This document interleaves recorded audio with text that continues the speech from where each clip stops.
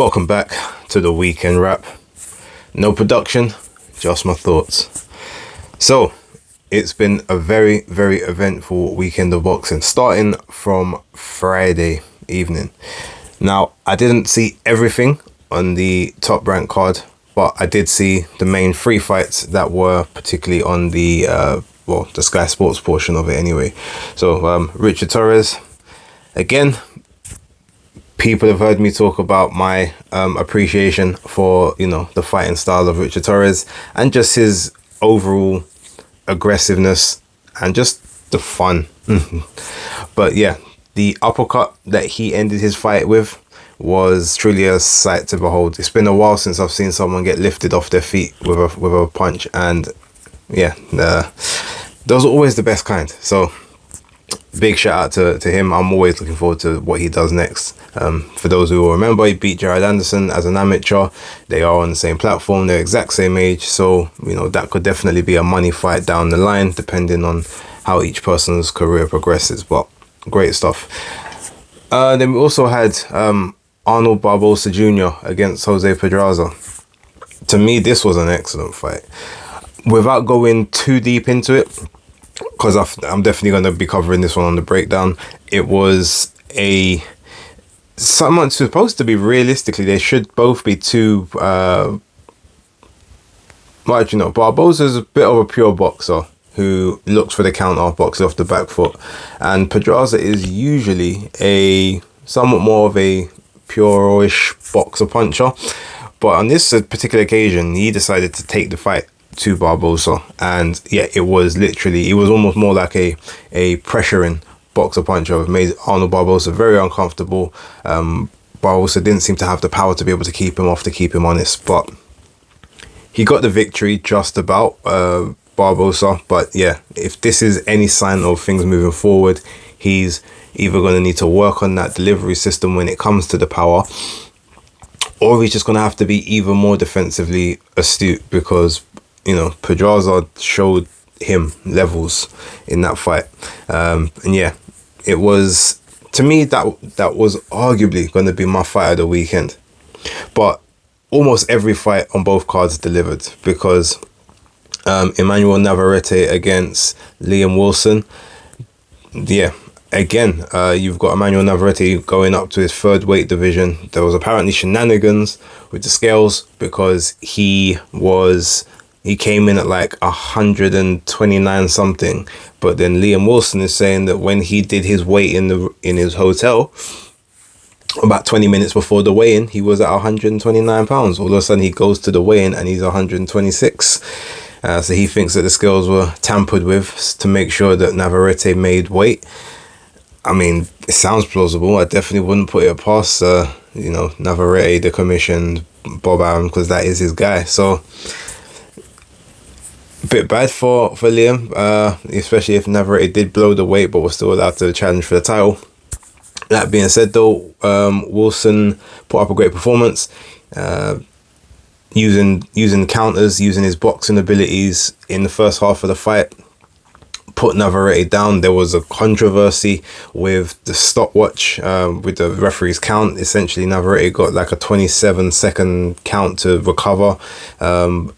Wasn't deducted a point or disqualified for spitting out the gum shield after he'd already got up off the ground.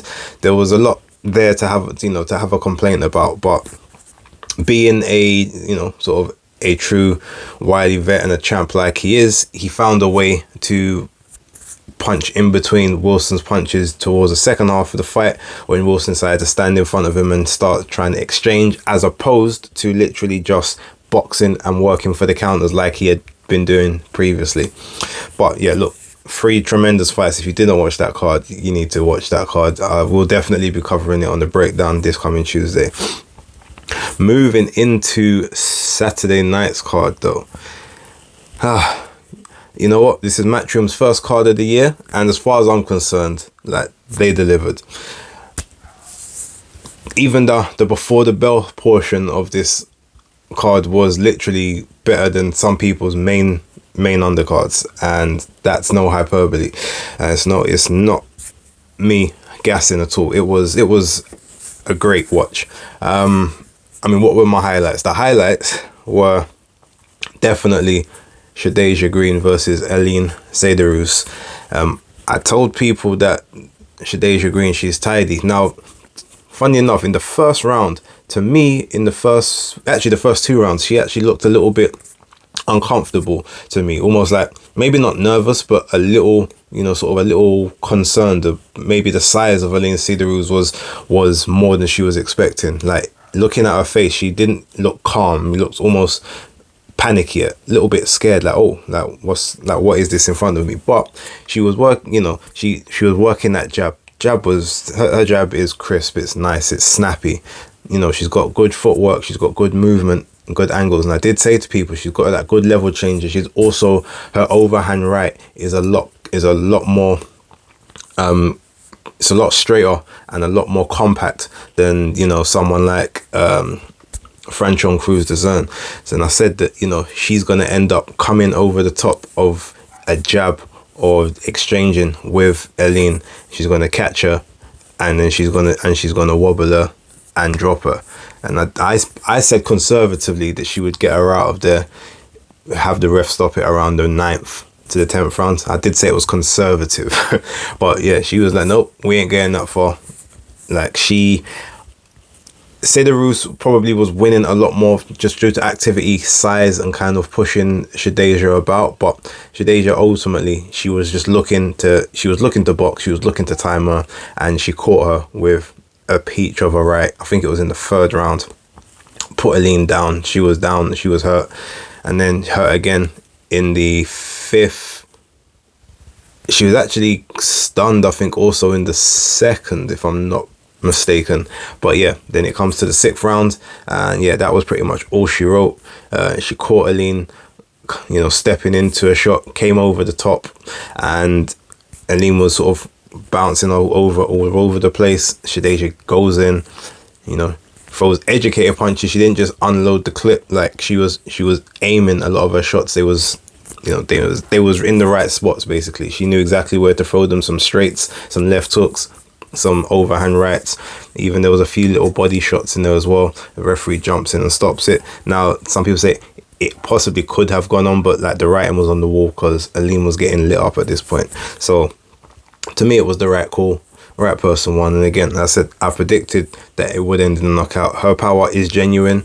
Her boxing IQ is genuine, and I look forward to her fighting Franchon Cruz de Zern for the Undisputed at 168. That will definitely be a fight I keep in the diary. There were some other very entertaining fights. Ramla Ali against Avril Mafi was another a great fight between two sort of novice fringe contender status level women. But Avril Mafi obviously coming up from 118 pounds. Ramla Ali a competent 122 pounder. Now, I'm going to say two things. I love the fact that Ramla Ali is a bit of a dirty fighter, and ultimately I believe if you can get away with it, get away with it. Because the way that she was pushing down on the neck of Avril Mafi every time that Avril would duck underneath one of her hooks, or the way that she would just lean on her, it reminded me of Vladimir Klitschko in the Alexander Povetkin fight, and it was to those levels of excess as well, where the referee is not even like, very rarely chastising or warning her that he's going to take a point. Now, if you can get away with it, get away with it. But I have to say, that referee, I can't remember his name, and I don't care to remember it, but it's the bald-headed one with the goatee beard. He is trash. He was bad all night, and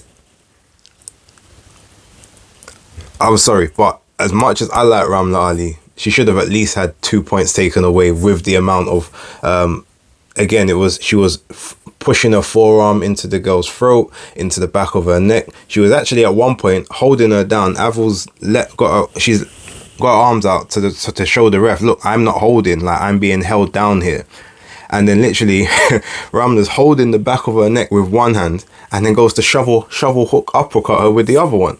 And the ref didn't even like warn her. It was crazy. But the fight itself was entertaining. Avril, obviously, she, even though she came up in weight, she was, similar size. She definitely suited 122 pounds, but clearly, if she can make 118, go back down there, I definitely think she's got, good prospects moving forward. So yeah, there was that fight. There was a couple others on there, to be fair. Like, I watched the entire thing. It was all fairly entertaining. I enjoyed pretty much everything except one fight, and that was Sky Nicholson versus Tanya Alvarez. Now, when I first started watching Sky Nicholson, I gave her the benefit of the doubt. She was a little negative, but she was fighting people that, overmatched. I know women's boxing, you don't typically get knockouts. So I said, all right, she's got the skills, she's got the movement. I kind of like the fundamental skills here.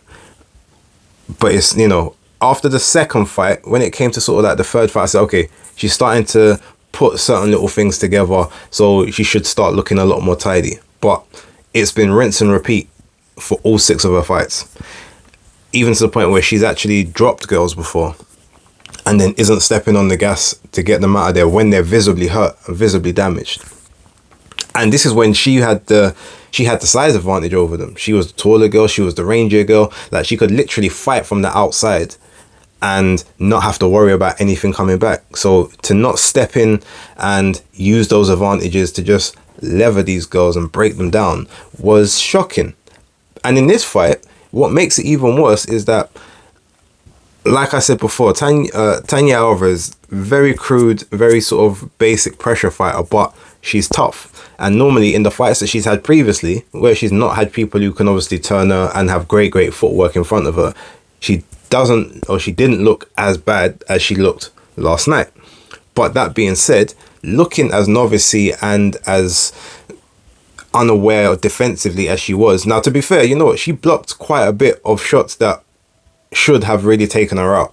But her arms, her gloves were up just enough to get those out of the way. But the fact that no one point in this whole fight does Sky Nicholson employ a straight backhand, because Tanya's head was online the entire fight. Not one time did it move. She never ran in jabbing to sort of keep Sky Nicholson honest. It was literally, she was running. She was just jogging and running in, and then throwing and then stopping, planting her feet, and then trying to throw once she already gets to the target. And at this point, Sky's already moved out the way and done whatever. But at no point was there a backhand, a straight 1-2. There was never a combination. There was never punching off the pivot. Tanya's face was a bit beat up afterwards because she's taking punches to the face. But there was no point in this fight where I was worried that this girl was about to go out, because Sky Nicholson is very, very one-dimensional and limited. There's no particular power there. There's no inside game, and it's almost like there's no trap setting. It's literally hit and pivot, and she's just boring to watch. So yeah, I know she was on the Femme Files. I did have high hopes, but I'm off the train, so I will not be watching any more fights that she's a part of on the broadcast. Yeah, whenever that'll be my toilet break moving forward, or my chance to do something else. It's just, it's not worth my time, and it's not worth the tweets. Anyway, moving on to the main event. What's his name? Rivera versus Diaz. That was a nice little fun 8-rounder. I enjoyed it. Rivera went points for the first time in his pro career, so 3-0, 2 KOs. There was a couple of times like he had Diaz rocked, but Diaz, tough Mexican, and you had that Puerto Rico versus Mexico rivalry. It was a very fun fight. I wasn't watching it wholeheartedly to score it and stuff, but from what I did see, Rivera was pretty much on top the majority of the fight. Richardson Hitchens versus John Bowser. Now this fight, again, in my prediction, I said that Richardson's gonna stop Bowser, and I said if he doesn't stop him, then it's gonna be a one-sided performance, like a very, very comfortable unanimous decision points win. Bowser's not really gonna have much for him, and I was correct. Now, it should have been stopped. The fight should have been stopped from the end of the 7th round. There's no reason for the ref to have let the fight carry on. There's no reason for the corner to have let the fight carry on. The doctors came in several times to look at this guy's face and look at this guy's the swelling over his right eye, and they all allowed him to carry on. That was mad. There was no reason for it. That being said, Richardson didn't step on the gas enough from the 7th onwards. Bowser was ready to go. I mean, he probably could have taken him out from the 4th round if he had really like applied pressure. And this might be due to inactivity, maybe not necessarily trusting the gas tank the whole way, but he needs to work on his finishing, because he had him hurt on numerous occasions. He was in control of the entire fight, didn't lose a round. It was a dominant dog walking, but you need to get him out of there. And I'm not just saying that because he busted my accumulator, because the safe money would have been on the decision, but I knew that he was just levels and leagues above John Bowser. But he proved that, he just didn't prove it emphatically. And at the end of the day, knockouts is what sells this thing, and you had the opportunity to do that. So the fact you didn't, very frustrating. Very frustrating. Moving on to the 2 co-main events. Look, Alycia Baumgardner versus Ellen Mekhaled. I said that this would be a fairly tough fight. Alycia would try and control space, control distance. I can't remember if I said that I thought that she would drop Ellen, but I think I did, saying that Ellen would survive basically, and would, she's good enough and skilled enough to be able to see the final bell, but it would be a sort of a unanimous decision for Alycia Baumgardner. Now, scorecards were very wide to me. I thought that it should have been, I had it more 95-93 with the 2 knockdowns that were scored in the 3rd round.